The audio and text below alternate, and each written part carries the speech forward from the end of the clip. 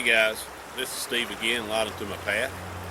We have a little talk today about something that the Lord can do for us and with us to make us usable for Him.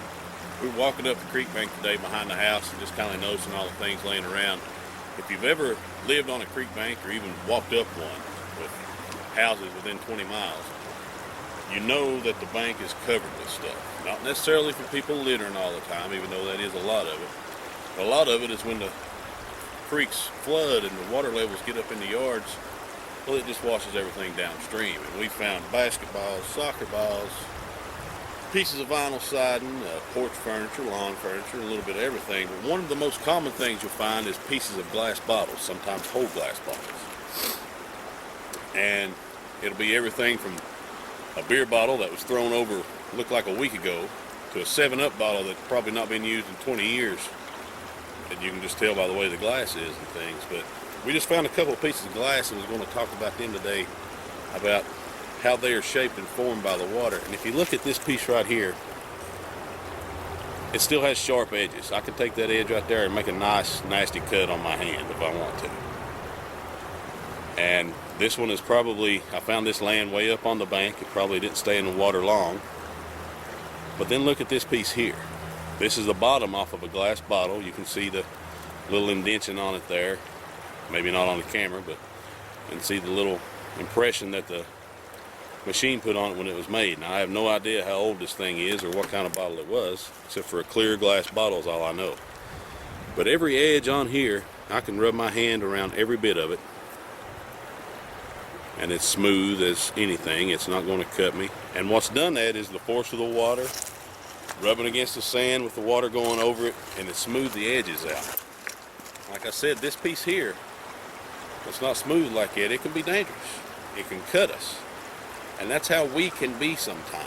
We can have sharp edges on us. We can have sharp edges to where we use anger to cut people. We can use sarcasm, making fun of people, and it cuts them deep.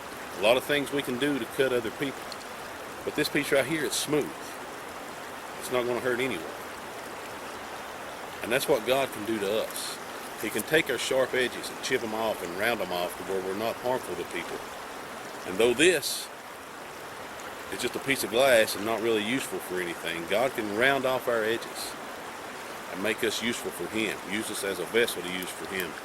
In Jeremiah 18, I believe it is, He's talking to Israel through Jeremiah, through the whole nation of Israel, and He says, you know, that they are the clay in the potter's hands. You know, clay in His hands, just like the clay in the potter's hands. And the potter puts the clay on the wheel and spins it and molds it until it comes from just a big old gob of nothing into something that is usable for someone. To carry water, to cook in, to store stuff in.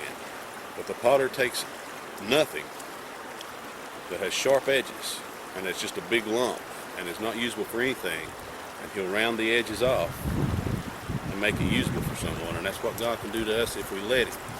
Now this piece here, it jumped out of the river or creek and went on the bank and got out of the water, so it didn't have time to be rounded off.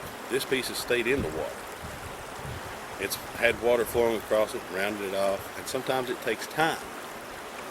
And we have to allow God that time to work on us. And it's not all Him that does it. We have to see faults in our own life. God gives us free will. And if we don't want to change, He won't make us. But if we sit there and we let Him mold us as the potter would the clay, or as the creek water does this piece of glass, He'll take away all of our sharp edges. He'll make us smooth.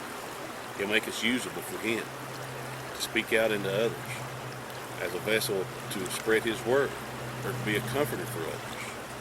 It says later on in the New Testament that we're going to edify each other. If we have sharp edges and every time somebody comes to us with a problem, we're not going to edify them. We're going to cut them. And sometimes you can cut so deep that it pushes them away from God altogether. People will come to you for help, and if they catch you in the wrong mood, or if you haven't had them edges rounded off, then you can say something that cuts them deep, and they say, well, if a Christian speaks to me that way, I don't want no part of it. So we have to let God use us just as the potter does the clay and mold us into something usable. 3 years ago, I was not usable for God. I didn't want to be used by God. I wanted to be used by me. I looked out for me. But throughout the time that I gave my life to Him, I could see how a lot of my edges have been rounded off. There's a lot of sharp ones still there.